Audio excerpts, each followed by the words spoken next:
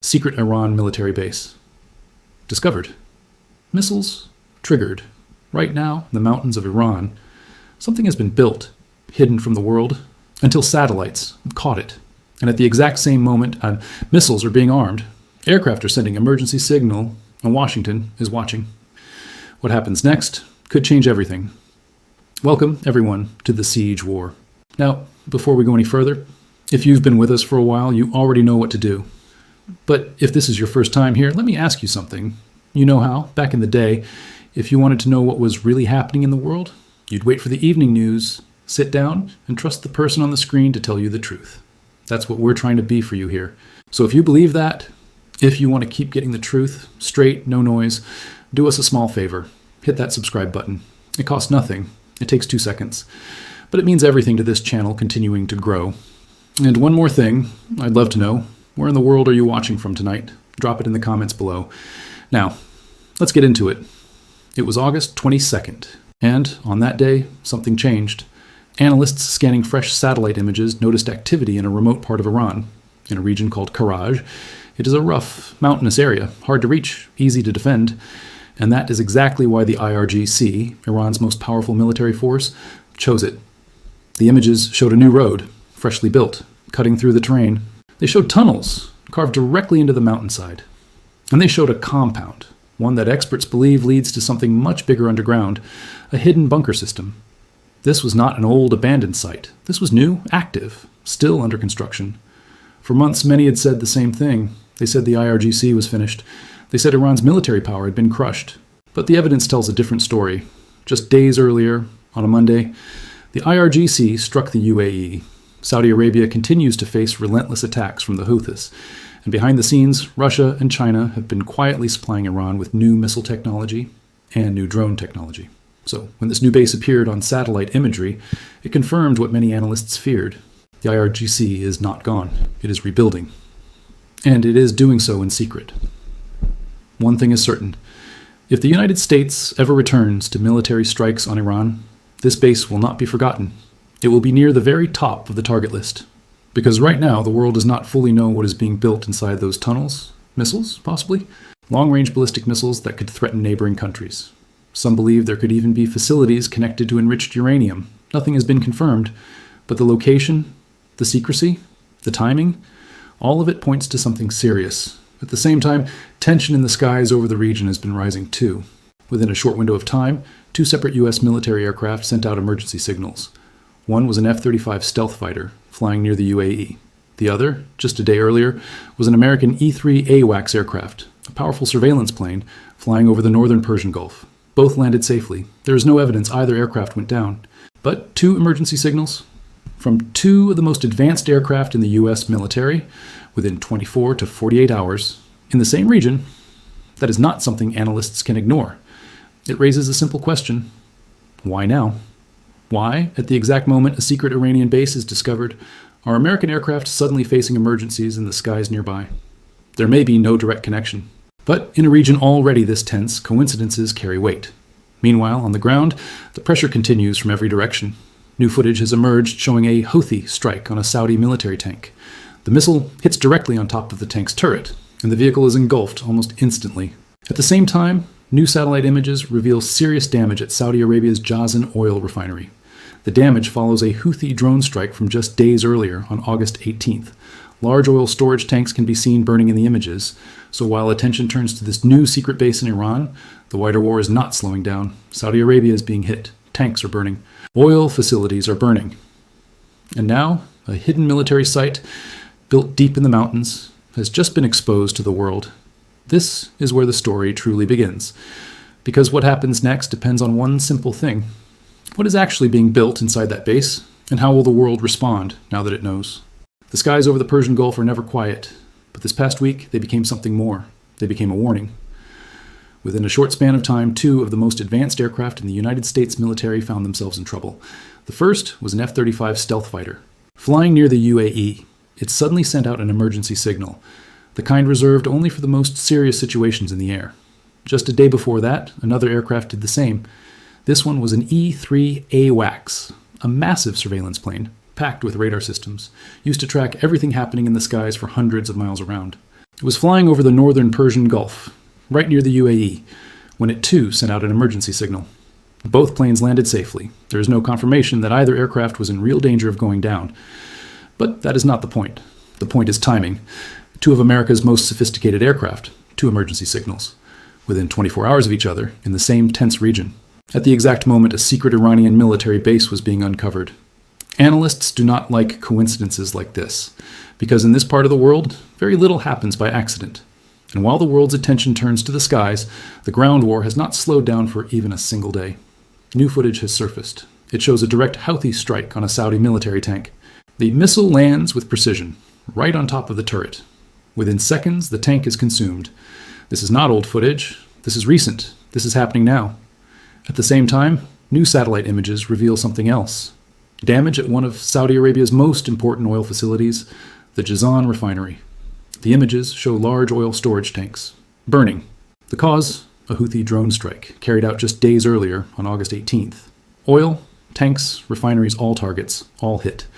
This is the pattern that has defined the past several months. Saudi Arabia continues to absorb strike after strike. The Houthis, backed by Iran, continue to prove they still have the capability to reach deep into Saudi territory. And every time a new strike lands, it sends the same message to the region. This war is not over. It has simply changed shape. So now put the pieces together. A hidden Iranian base, just discovered. Advanced American aircraft, suddenly in trouble. Saudi tanks, burning.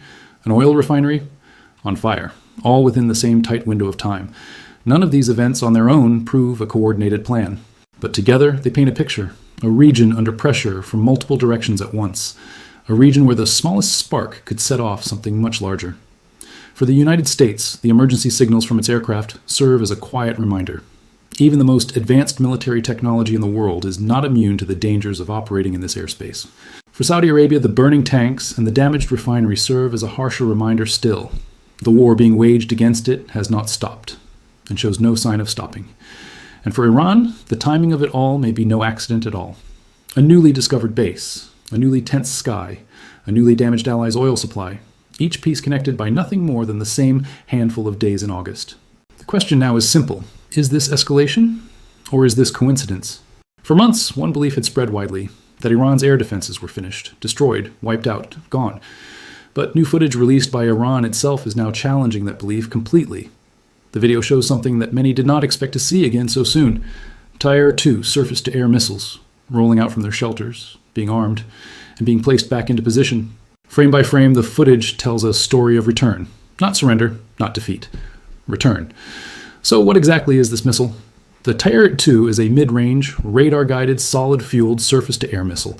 It is built to defend against threats in the sky, capable of reaching altitudes up to 75,000 feet and striking targets as far as 50 kilometers away. It forms part of Iran's broader Rod air defense system. It was first revealed publicly back in 2012 during a military parade.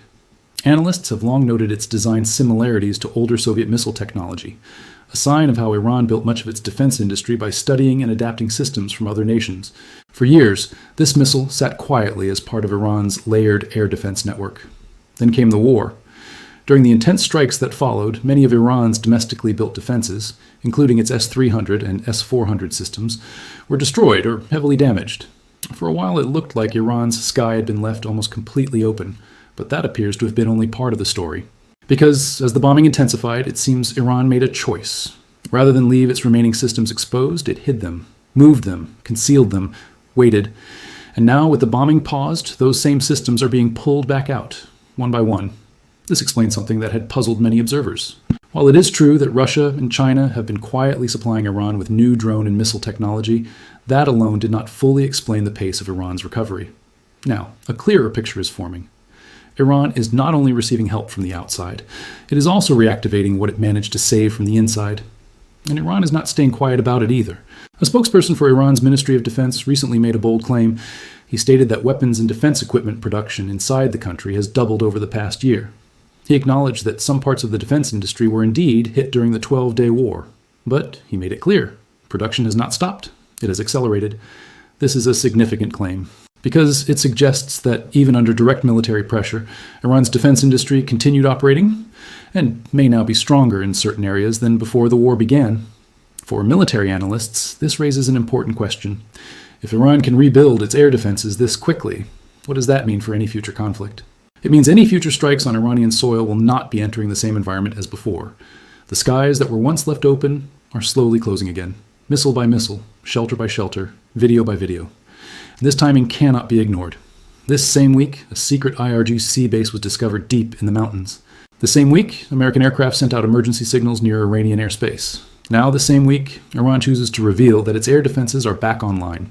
3 separate developments, all surfacing within days of each other, all pointing toward the same conclusion. Iran is not retreating into silence. It is stepping back into the open, carefully, deliberately, and on its own timeline. The message being sent, whether intended or not, is clear. The war may have gone quiet on the surface, but underneath, both sides are still moving. Iran is rebuilding its shield, and somewhere, far above the Karaj mountains, a new base sits waiting, protected now by missiles that many believed no longer existed. The question that remains is simple, but heavy. If the missiles are back, and the bases are hidden, how far has Iran truly come since the world last stopped watching? The Speaker of Iran's parliament recently claimed that several neighboring countries have reached out, seeking new regional security and economic arrangements that would reduce dependence on the United States entirely. He accused Washington of putting the safety of its own allies at risk, claiming this was done to protect Israel's interests above all else. These claims should be viewed carefully. Iran has a long history of making statements designed to project strength, even during moments of clear economic strain. Still, the message being sent is unmistakable. Iran wants the world to believe a new regional order is forming, one where it, not the United States, holds greater influence.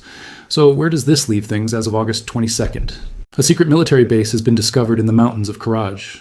Missile defenses once thought destroyed have returned to active duty. American aircraft have faced unexplained emergencies in the skies nearby. Saudi Arabia continues to absorb strikes on its tanks and its oil infrastructure. And beneath all of it, a quiet economic war continues, fought over barrels of oil, sanctions, and control of one of the most important shipping lanes on Earth. Nothing here has reached a breaking point, not yet. But every piece on the board has shifted since the last time the world checked in. The blockade holds, for now. The bombing has paused, for now. And Iran continues rebuilding, in the open and in secret. One missile, one base, one barrel of oil at a time. What happens next will depend on choices being made right now, behind closed doors, in Washington and Tehran, and in the mountains surrounding Karaj. The world will be watching.